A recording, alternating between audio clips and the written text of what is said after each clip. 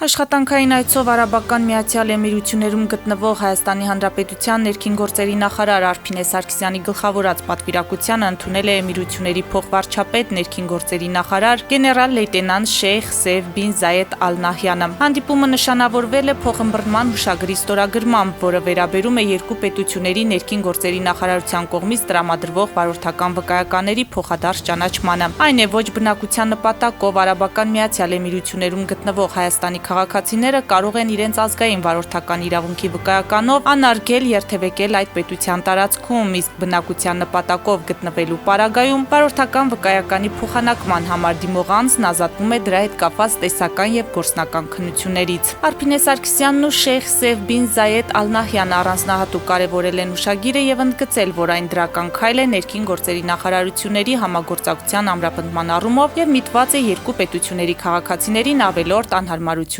ազատելուն։